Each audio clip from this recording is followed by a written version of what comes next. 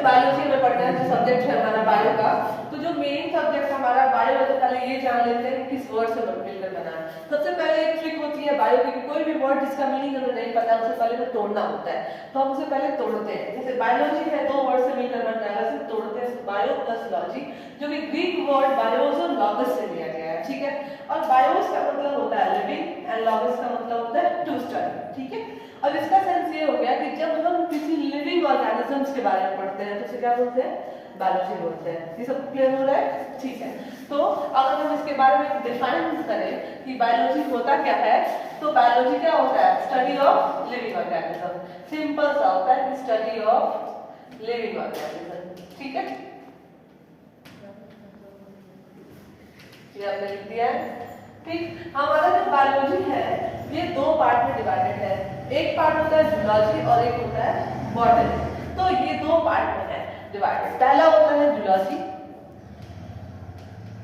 And दूसरा होता है बॉटनी, ठीक।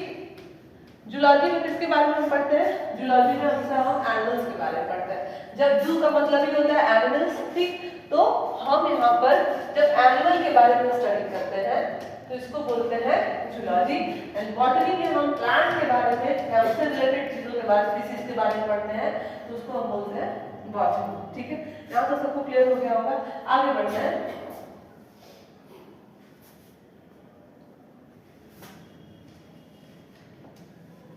नेक्स्ट, अब पहले ये जान लेते हैं कि हमने अभी बताया तुम लोगों की जो बायोलॉजी होता है वो लिविंग ऑर्गेनिज्म के बारे में स्टडी करना होता है। तो लिविंग ऑर्गेनिज्म की कौन कौन सी कैरेक्टरिस्टिक्स होती हैं, कैसे पता चलेगा कि कोई भी चीज है वो लिविंग है कि नॉन लिविंग है, ये भी हमारा क्वेश्चन हुआ जो बिल्कुल बेस है हमारा, उसके बारे में जानते हैं। क्योंकि हम लिविंग ऑर्गेनिज्म के बारे में पढ़ने वाले हैं, उनसे रिलेटेड स्पीशीज के बारे में पढ़ने वाले हैं बायोलॉजी में, तो ये जान लेते हैं कि लिविंग ऑर्गेनिज्म होता क्या है, ठीक है।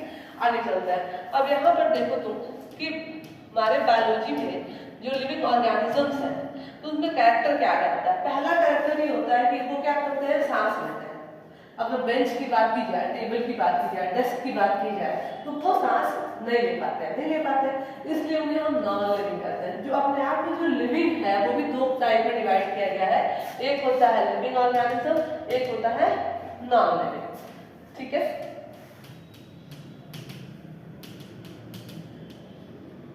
एक होता है लिविंग और एक होता है नॉन लिविंग, आया समझ में। अब लिविंग में कैरेक्टर पहला कौन सा होगा कि लिविंग ऑर्गेनिज्म रेस्पिरेट, ये क्या करते हैं, रेस्पिरेशन करते हैं, सांस लेते हैं। और ये जो नॉन लिविंग होते हैं क्या करते हैं, ये रेस्पिरेशन नहीं करते हैं। बेंच को कभी देखा है सांस लेते हुए, नहीं देखा है ना, तो ये क्या है, ये लिविंग ऑर्गेनिज्म नहीं है। लेकिन ये जो आपका ये रेस्पिरेशन करने वाले जो है, जो सांस लेने वाले हैं, वो क्या करते हैं, ये लिविंग ऑर्गेनिज्म है। दूसरा हम उसके फैक्टर के बारे में बात करते हैं। दूसरा क्या होता है, लिविंग ऑर्गेनिज्म रेस्पिरेशन के साथ साथ लोकोमोशन करते हैं। अभी सबके बारे में हम डिटेल्स पढ़ेंगे, पहले इनके फीचर्स जान लेते हैं। तीसरा क्या होगा, इनके अंदर मूवमेंट होता है, ठीक है, लोकोमोशन के साथ साथ मूवमेंट करते हैं। चौथा क्या होता है, न्यूट्रिशन लेते हैं, खाते पीते हैं। क्योंकि जो बेंच है, टेबल है, इसको आप खाना नहीं खिलाते हो, लेकिन आपके रहने वाले, आपके आसपास के जो जीव जंतु हैं, जो जानवर हैं, वो खाना खाते हैं। छोटे छोटे कीड़े मकोड़े वो खाना खाते हैं। रहने के लिए, जीने के लिए, सस्टेन करने के लिए जरूरी है कि क्या किया जाए, भोजन लिया जाए, खाना खाया जाए। आ रहा है समझ में। तो यहाँ पे हमने ये पढ़ा कि वो रेस्पिरेशन करेंगे, लोकोमोशन करेंगे, मूवमेंट करेंगे, न्यूट्रिशन लेंगे, और क्या हो सकता है, वो रिप्रोडक्शन करेंगे, जो कि मोस्ट इंपॉर्टेंट होता है, ये लोग रिप्रोडक्शन करते हैं, ठीक है। आ रहा समझ में। और भी बहुत सारे कैरेक्टरिस्टिक होते हैं, इनके अंदर मेटाबॉलिज्म होता है, अगर हम देखें तो, ठीक। यहाँ पे नॉन लिविंग की बात करेंगे, इनके अंदर क्या होता है, इनके अंदर रेस्पिरेशन नहीं होता, ये लोकोमोशन भी नहीं करते, बेंच अपने मन से यहाँ से वहाँ नहीं जा सकता है, देन लोकोमोशन नहीं होगा, इनके अंदर मूवमेंट भी नहीं होता है, जहाँ रखोगे वहीं पड़े रहेंगे, हिलेंगे डुलेंगे नहीं, तो इनके अंदर नो मूवमेंट है। देन इनके अंदर न्यूट्रिशन भी नहीं है। आपका जो बेंच है, टेबल है, डेस्क है, आपका घर है, उसे आप खाना तो नहीं खिलाते हो, पानी नहीं पिलाते हो, न्यूट्रिशन भी नहीं लेता है, प्लस रिप्रोडक्शन भी नहीं करते हैं। और आप एक डस्टर रखे हो अपने पास तो बाद में जाके दो डस्टर नहीं होगा, एक चौक रखे हो तो बाद में जाके दो चौक नहीं होगा, यानी इनके अंदर क्या हो रहा है, रिप्रोडक्शन नहीं हो रहा है, ठीक है। आगे बढ़ते हैं। वो उनके अंदर जो मेटाबॉलिज्म है, उनके अंदर जो डाइजेस्टिव सिस्टम है, उनकी एबिलिटी है डिजीज से लड़ने की, वो सारी चीजें नॉन लिविंग में नहीं होती है, यहाँ तक सबको क्लियर हो गया। अब आगे बारी बारी से डिटेल पढ़ते हैं कि भाई डिटेल में क्या क्या होता है। सबसे पहले जानते हैं इनके बारे में, रेस्पिरेशन के बारे में, लोकोमोशन के बारे में, मूवमेंट के बारे में, न्यूट्रिशन के बारे में, रिप्रोडक्शन के और मेटाबॉलिज्म के थोड़ा सा और डिटेल्स में, ठीक है। देखो रेस्पिरेशन का मतलब ही होता है रेस्पिरेट यानी कि सांस लेना। अब सांस में क्या होता है, दो तरह की प्रक्रियाएं होती हैं, एक होता है ब्रीथिंग, एक होता है रेस्पिरेशन। जब हम ब्रीथिंग की बात करते हैं उसका मतलब होता है कि हम क्या कर रहे हैं, हम बस इनहेल कर रहे हैं, इनहेल एंड एक्सहेल। इनहेल क्या करेंगे, ऑक्सीजन, ठीक है, ऑक्सीजन हम लेते हैं, और एक्सहेल क्या करते हैं, CO2 करते हैं, तो उसको हम क्या बोलेंगे, ब्रीथिंग। और रेस्पिरेशन में क्या होता है, रेस्पिरेशन में ब्रीथिंग भी इंक्लूडेड होता है, यानी इसमें इनहेल और एक्सहेल होगा, लेकिन साथ साथ आपके ब्लड में आपने जो खाना खाया है वो सभी के सभी जो फूड मटेरियल है वो ब्रेक डाउन होते हैं, उनसे एनर्जी मिलती है और आपके पूरी बॉडी में वो फैल जाती है, जिसकी वजह से आपके अंदर एबिलिटी हो जाती है काम करने। आया समझ में। दूसरा देखते हैं, दूसरा है लोकोमोशन। लोकोमोशन का मतलब होता है मूवमेंट, ठीक, मूवमेंट यानी एक जगह से दूसरी जगह आप जा रहे हो, आगे पीछे हो रहे हो, हिल रहे हो, डुल रहे हो, उसको लोकोमोशन कहते हैं। लोकोमोशन और मूवमेंट में फर्क होता है। क्या फर्क होता है भाई, जो लोकोमोशन होता है वो बहुत ज्यादा क्या होता है, चेंज इन प्लेस, यानी कि यहाँ से आप यहाँ पर गए तो आपने लोकोमोट कर दिया, वहां से यहाँ गए तो आपने लोकोमोट कर दिया, यानी कि आपकी जो प्लेसेस है वो चेंज हो गए। लेकिन मूवमेंट में क्या होगा भाई, मूवमेंट में आप एक जगह ही रह के अपने हाथ पैर को हिला रहे हो तो क्या होगा, वो मूवमेंट होगा, यानी कि हाथ पैर को मतलब हिलाना, लेकिन आपका जो पोजीशन चेंज ना हो। और लोकोमोशन में क्या होता है, चेंज इन पोजीशन होता है। यहाँ तक क्लियर हो गया। आगे बढ़ते हैं, न्यूट्रिशन क्या कहते हैं भाई, न्यूट्रिशन यानी कि आप जो खाना खा रहे हो जिससे मिलता है आपको एनर्जी मिलता है, जिससे विटामिन मिलते हैं, मिनरल्स मिलते हैं, ये सभी के सभी जो आप सारे फूड जो अपने डाइट में लेते हो वो सभी के सभी क्या होता है, उनसे मिलने वाले जो तत्व हैं जो आपके शरीर में जा रहे हैं, जैसे कि कार्बोहाइड्रेट हुआ, फैट हुआ, मिनरल्स हुआ, विटामिन हुआ, वो सभी के सभी क्या है, वो सभी के सभी न्यूट्रिएंट्स देने वाले हैं, जिससे आपकी बॉडी जो है आगे पीछे चलती है, काम करते हो और आप एफिशिएंट हो जाते हो, ठीक है। तो इसको बोलते हैं न्यूट्रिशन। आखिर कोई कह दे कि खाना हम क्यों खाते हैं, तो सिर्फ खाना हम इसलिए नहीं खाते कि हमें भूख लगती है तो हम खाना खा रहे हैं, हमारे शरीर को एनर्जी की जरूरत होती है जो कि मिलता है फूड से।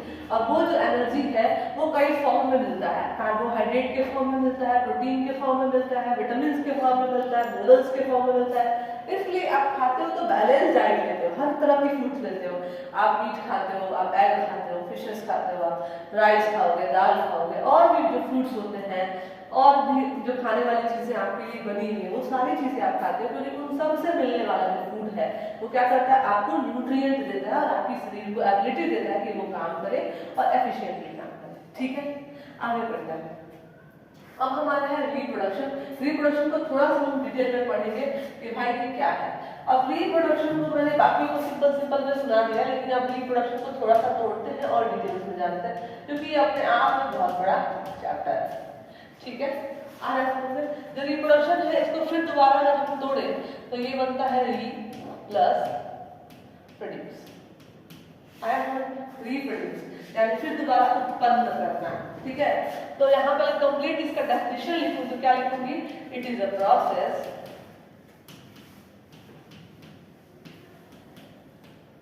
by which a living organism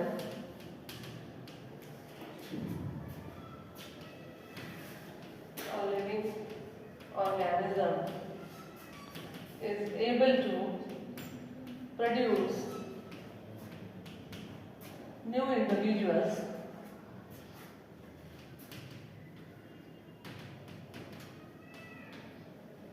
of its own kind.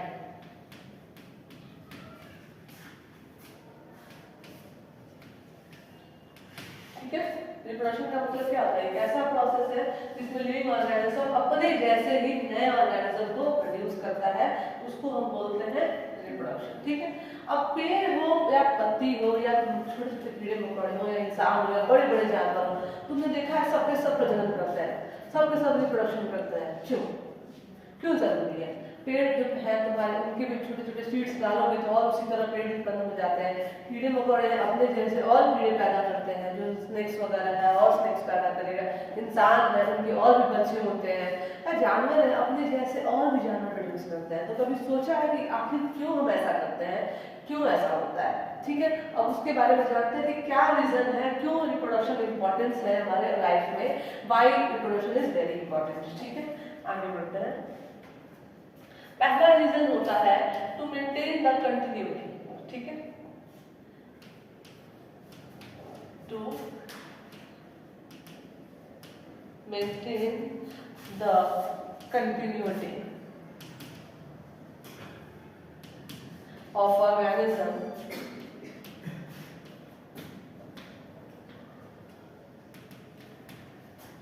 on earth, then to balance the earth। बहुत सारे रीजन है। पहला रीजन क्या होगा भाई? पहला रीजन है कि हम क्या करते हैं, कंटिन्यूटी को मेंटेन करने के लिए ऑर्गेनिज्म को। क्योंकि अगर कंटिन्यूटी नहीं होगी ना, तो एक ऑर्गेनिज्म, अगर मान लो कि एक फ्रॉग है, ठीक है, और फ्रॉग ने बच्चे पैदा नहीं किए, धीरे धीरे वो फ्रॉग खत्म होते गए, दूसरे स्नेक खाने वाला और भी चीजें हैं, तो फ्रॉग हमारे फूड चेन जो है, फूड वेव है, उससे पूरी तरह से मिस हो जाएगा, खत्म हो जाएगा पूरी तरह से। अब होगा क्या कि फ्रॉग की कमी हो जाएगी, और हमारे इकोसिस्टम में, हमारे अर्थ में हर एक ऑर्गेनिज्म का एक बैलेंस फॉर्म में उनका महत्व है। जैसे इंसान जरूरी है, वैसे जानवर जरूरी है, वैसे कीड़े मकोड़े भी जरूरी है।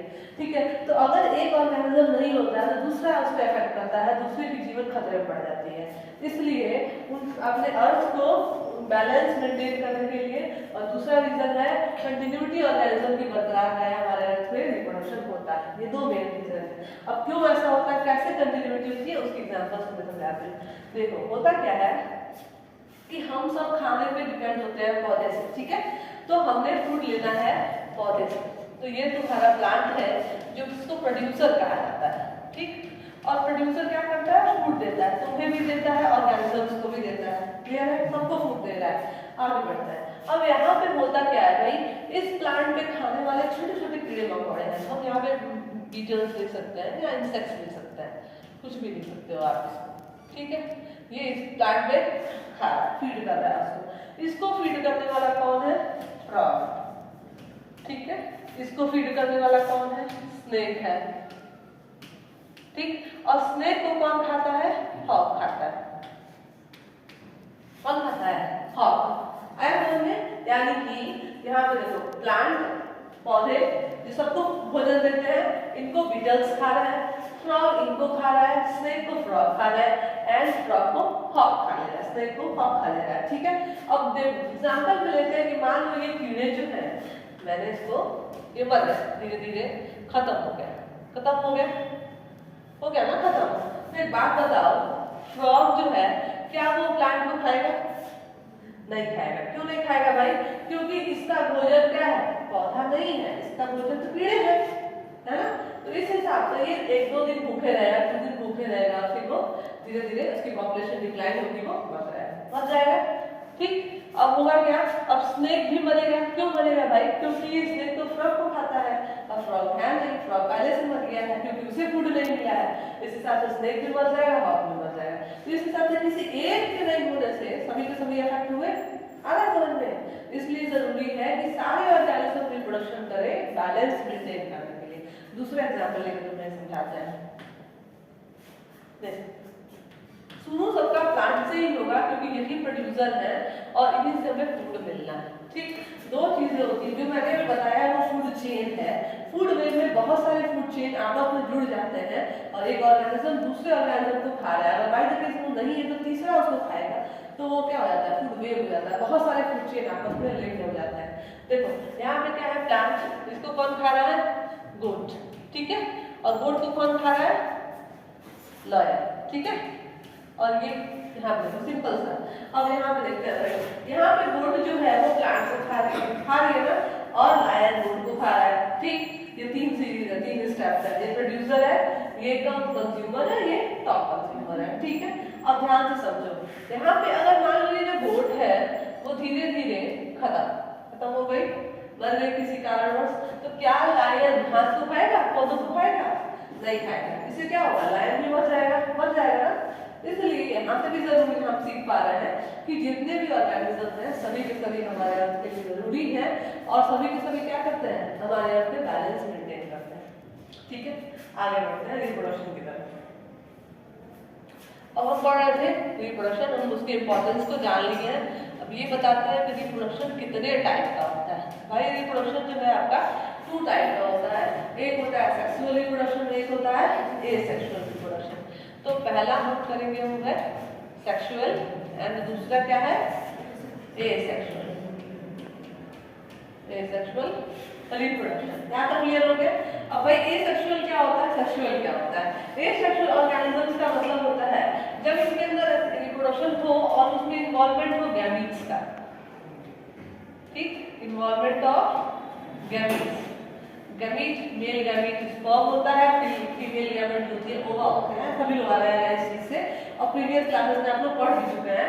तो ये जो सेक्सुअल रिप्रोडक्शन है ये ऐसा रिप्रोडक्शन है जिसमें गैमीट का इन्वॉल्वमेंट होता है मेल और फीमेल का, चाहे वो जानवर हो, चाहे इंसेक्ट्स हो, चाहे इंसान हो, सभी के मेल और फीमेल जो गैमीट्स हैं उनका इन्वॉल्वमेंट जब होता है तो हम उसको सेक्सुअल रिप्रोडक्शन कहते हैं। ये सेक्सुअल में ऐसा नहीं होता है, इसमें गैमीट की जरूरत नहीं होती है। हम क्या कहेंगे कि इसमें गैमीट्स नहीं चाहिए, सिंगल पैरेंट इसके लिए जरूरी होते हैं। ठीक है, बस एक सिंगल पैरेंट रहेगा, involvement of only single parent, चाहे वो मेल हो चाहे वो फीमेल हो। ठीक है, आगे समझ में। अब इसमें बहुत सारे टाइप हैं, सेक्सुअल रिप्रोडक्शन के बहुत सारे टाइप होते हैं, एसेक्सुअल के बहुत सारे टाइप होते हैं। हम बारी बारी से पढ़ते हैं, थोड़ा थोड़ा। ठीक है, देखो पहले पढ़ते हैं एसेक्सुअल। एसेक्सुअल मोस्टली किसमें होता है, प्लांट्स में होता है एसेक्सुअल रिप्रोडक्शन। ठीक है, इसमें क्या होता है, 6 प्रोसेस होते हैं।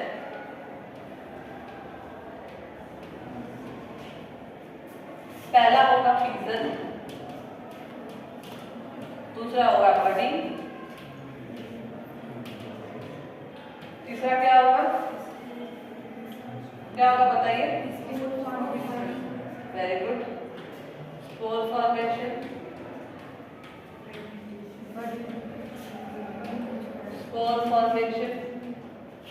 फ्रेगमेंटेशन,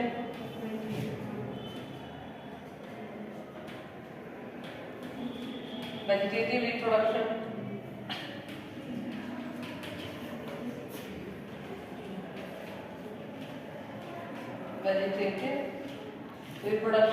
ठीक है, बारी बारी से पढ़ते हैं। फ्यूजन है, बडिंग है, स्पोर फॉर्मेशन है, फ्रेगमेंटेशन है, वेजिटेटिव रिप्रोडक्शन है और एक होता है जिसको बोलते हैं रीजेनरेशन। क्या बोलते हैं, रीजेनरेशन।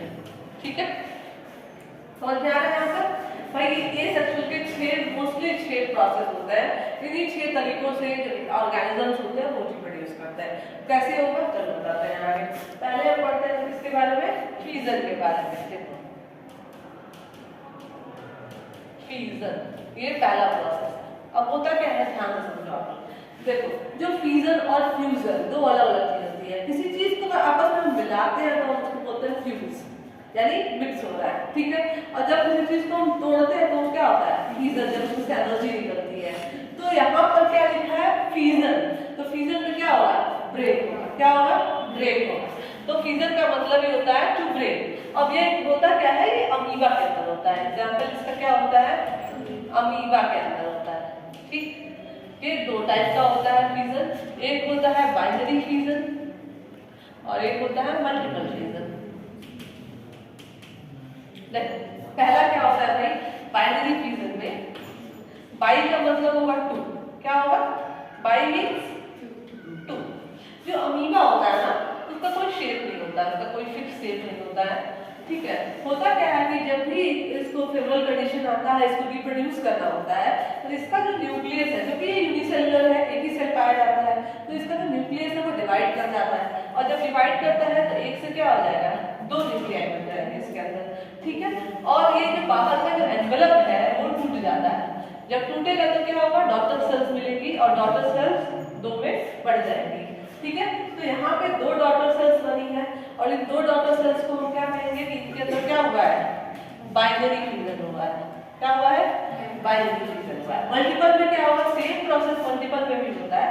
ये अमीबा है आपकी, और ये जो इसका न्यूक्लियस है बहुत सारे अनफेवरेबल कंडीशन में बहुत सारे न्यूक्लियाई में डिवाइड हो जाएगा, और इसके बाद से क्या होगा भाई, ये जो बाहर का जो उसका एनवेलप है वो टूट जाता है, धीरे धीरे ये मैच्योर करती है और इसमें बहुत सारे डॉटर न्यूक्लियाई निकलते हैं। ठीक है, तो इसको हम बोलते हैं मल्टीपल फ्यूजन। ठीक, जो सभी के सभी मैच्योर होते हैं और डॉटर न्यूक्लियाई जो है मैच्योर होने के बाद अमीबा बन जाता है। तो हम इसको बोलेंगे कि मल्टीपल फ्यूजन है, क्योंकि एक से ज्यादा डॉटर सेल्स का फॉर्मेशन हुआ है। ठीक है, और इसको क्या बोलेंगे कि बाइनरी फ्यूजन है, क्योंकि यहाँ बस दो ही फॉर्मेशन हुआ है। क्लियर हो गया? आगे बढ़ते हैं। हमने फ्यूजन पढ़ लिया, अब दूसरा हम पढ़ते हैं बडिंग। देखो बडिंग में, बडिंग में होता क्या है? बड का मतलब क्या होता है? कली होता है ना, कली। तो यहाँ पे देखो ध्यान से, यहाँ पे होता है एक बड निकलता है। ये तुम्हारा मान लो हाइड्रा है, हाइड्रा की बॉडी। तो हाइड्रा को जब क्या करना होता है, रिप्रोडक्शन करना होता है, तो उसका जो शरीर है उसमें से क्या निकलता है? एक आउटग्रोथ निकलता है, जिसको हम बड बोलते हैं। एक छोटा सा आउटग्रोथ, एक हल्का सा उभार आ जाता है उसके शरीर पे, जिसको हम बड बोलते हैं। धीरे धीरे क्या होगा, ये मैच्योर होगा और बड़ा होगा और बहुत बड़ा होगा। ठीक है, और बड़ा हो जाता है, बहुत ज्यादा। जब बड़ा हो जाएगा, मैच्योरिटी आ जाएगी, तो यहाँ से वो डी अटैच हो जाता है। ठीक है, और डी अटैच होने के बाद क्या होगा? दो अमीबा, दो हाइड्रा आ जाएंगे। क्या आ जाएंगे? दो हाइड्रा। तो इस तरह से ये रिप्रोडक्शन कर लेता है बडिंग के थ्रू। इसके शरीर पे छोटा सा बड निकलेगा, एक आउटग्रोथ, जो कि धीरे धीरे धीरे धीरे बड़ा होगा, और बड़ा होने के बाद मैच्योर होता है। मैच्योर होता है तो डिटैच हो जाएगा, डीअटैच होगा, सेपरेट हो जाएगा पैरेंट बॉडी से। और यहाँ पे ये जो मेन हाइड्रा है, ये उसका बेबी हाइड्रा। ठीक है, जो कि मैच्योर हो जाता है। यहाँ तक क्लियर हो गया? आगे बढ़ते हैं। ठीक है, हम तीसरा जो पढ़ने वाले हैं, हमने फ्यूजन पढ़ा है, हमने बडिंग पढ़ा है, और पढ़ा है फ्रेगमेंटेशन। ठीक है, पढ़ते हैं आगे फ्रेगमेंटेशन। ठीक, अब फ्रेगमेंटेशन से पहले छोटा सा एग्जांपल लेंगे। होता क्या है कि मान लो तुम्हारी जो मम्मी है, उन्होंने तुम्हें एक स्वीट दिया, एक मिठाई दी। ठीक है, तुम स्कूल में आए, और जब स्कूल में आते हो तो क्या होता है कि तुम्हारी दोस्त भी तुम्हारे साथ बैठी होती है पास। तो आप अकेले तो खा नहीं सकते हो, क्योंकि वो अकेले खाने नहीं देंगे। ठीक है, तो करोगे क्या भाई कि हम डिस्ट्रीब्यूट कर लेते हैं थोड़ा थोड़ा, या फिर कोई चॉकलेट ही देता है तो हम डिस्ट्रीब्यूट कर लेते हैं। करते हैं तो कैसे डिस्ट्रीब्यूट करते हैं? हम तोड़ तोड़ के टुकड़ों में डिस्ट्रीब्यूट करते हैं। ठीक है, वैसे ही होता है यहाँ पे भी। फ्रेगमेंट का मतलब होता है टुकड़ा। ठीक है, फ्रेगमेंट का क्या मतलब होगा? पीसेस। जब हम पीसेस कर देते हैं, तो यहाँ पर क्या होता है, जो स्पाइरोगेरा है उसकी बॉडी होती है। ठीक है, तुम लोग काई का नाम सुने होंगे, लोकल लैंग्वेज में तुमने काई देखा होगा। बरसात वगैरह होता है तो तुम्हारे यहाँ काई बन जाता है, हरा हरा एल्गी होता है एक तरह के लोग। ठीक है, अब होता क्या है कि इनकी जो बॉडी है, जब इनको क्या करना, रिप्रोडक्शन करना होता है, तो पहले तो इनकी जो पूरी बॉडी है वो क्या होता है? एक होती है, ये पूरा एक होता है, ये पूरा एक होता है। ठीक, लंबी सी पैराग्राफ की बॉडी होती है। इन्हें जब रिप्रोडक्शन करना होता है तो क्या करते हैं, अपने बॉडी को ये पीसेस में डिवाइड कर देते हैं। एक लाइन बॉर्डर लाइन आ जाता है और पीसेस में, और बाद में ये क्या होंगे, ये सभी के सभी पीसेस सेपरेट हो जाएंगे। ठीक है, ठीक वैसे ही जैसे तुम चॉकलेट को 3 लोगों में बांटता हो तो तुम सेपरेट कर देते हो। ठीक है, इसको हम क्या बोलते हैं? फ्रेगमेंटेशन बोलते हैं। ठीक है, आगे चलते हैं, आगे रीजनरेशन के बारे में बात करते हैं।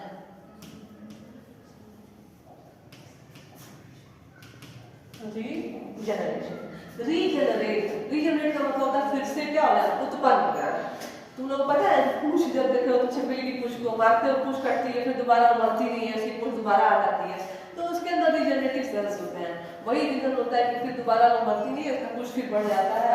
तुम्हारे हाथ में ऐसी कोई वो नहीं है कि तुम्हारा हाथ काट दिया जाए या पैर तोड़ दिया जाए फिर दोबारा जम के बड़ा हो जाएगा, ऐसा नहीं होता। लेकिन कुछ ऑर्गेनिजम्स हैं जो कभी मरते नहीं है, उनकी पूरी बॉडी के अंदर क्या होता है, रीजनरेटिव सेल्स होते हैं, जिसकी वजह से ये प्रोसेस होता है रीजनरेशन। अब कौन कौन से वो है? पहला है स्टारफिश, जिसको सी स्टार्स कहा जाता है, स्टेरियास भी कहा जाता है। स्टारफिश की पूरी बॉडी के अंदर क्या होता है, रीजनरेटिव सेल्स होते हैं, और ये जो रीजनरेटिव सेल्स की वजह से अगर रिप्रोडक्शन करना हो या नंबर बढ़ाना हो तो हम क्या करते हैं, इसको पीसेस में काटते हैं। या जितना पीस में टूटेगा इसकी बॉडी, उतने ज्यादा यहाँ पे छोटे छोटे छोटे छोटे स्टारफिश तैयार तैयार हो जाएंगे। इसके 5 आर्म्स होते हैं, सभी 5 आर्म से 5 स्टारफिश तैयार हो जाएंगे। जो बीच का पार्ट है उससे एक नया स्टारफिश बन जाएगा। क्यों? रीजन क्या है? इसकी पूरी बॉडी के अंदर क्या होता है? रिजनरेटिंग सेल्स होता है। ठीक है, नेक्स्ट एक एग्जांपल लेते हैं। एनसीईआरटी में तुम्हारे दिया हुआ है प्लेनेरिया। क्या दिया है? प्लेनेरिया।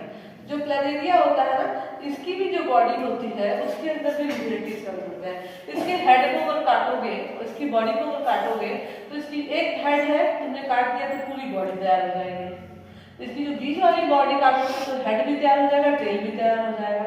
और नीचे का जो टेल है वो तुमने क्या करना है? काटना है। तो ऊपर का हेड और नीचे की बॉडी तीनों तैयार हो जाएगी। इस तरह से एक साथ 3 प्लेनेरिया तैयार हो जाएंगे। क्या रीजन है? इनकी पूरी बॉडी के ऊपर क्या होता है? रिजनरेटिंग सेल्स होते हैं। ठीक है, नेक्स्ट चलते हैं। लास्ट हमारा जो है वो वेजिटेटिव रिप्रोडक्शन की तरफ, जो कि मेनली प्लांट में होता है। इसको बोलते हैं वेजिटेटिव प्रोपगेशन। पहला क्या होगा भाई? इसमें होता क्या है? तो उसमें वेजिटेटिव में कटिंग होता है, ग्राफ्टिंग होता है और लेयरिंग होता है। ठीक, कटिंग, ग्राफ्टिंग एंड लेयरिंग। आया समझ में? तो यहाँ पे कटिंग, ग्राफ्टिंग और लेयरिंग में क्या होगा? मान लो कि पेड़ है, ठीक है, पेड़ है कोई, ठीक, करना क्या है? ये तुम्हारा आम का पेड़ है, इसके जो ब्रांचेस लगे हुए हैं, यहाँ पे भी एक और आम का पेड़ है और यहाँ पे भी इसके पूरे ब्रांचेस हैं। ठीक है, अब देखो ये वाला जो पेड़ है वो बहुत हेल्दी है, लेकिन इसके अंदर क्या होता है? फल अच्छे नहीं आते हैं। ये वाला जो है वो अनहेल्दी है, लेकिन फ्रूट्स बहुत ज्यादा अमाउंट में आते हैं।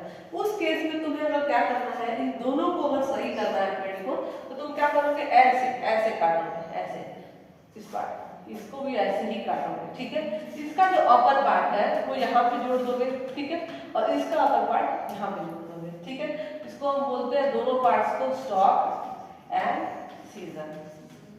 आया समझ में?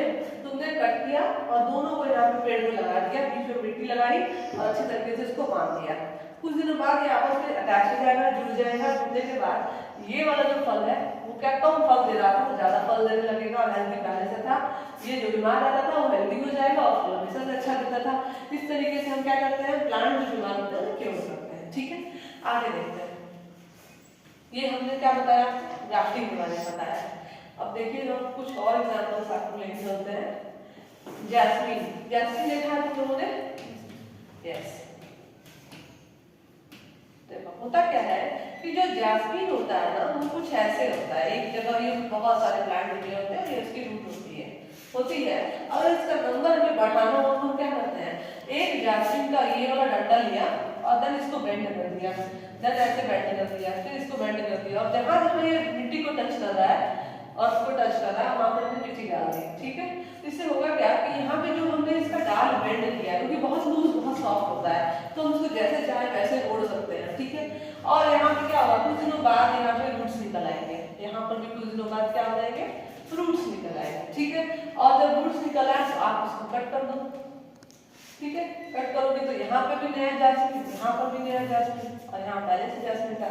इस तरीके से जैस्मीन का नंबर बढ़ाना होता है तो हम ये प्रोसेस का इस्तेमाल करते हैं। ठीक है, इसको हम लेयरिंग बोलते हैं। यहाँ मिट्टी है ना, इसको हमने क्या कर दिया?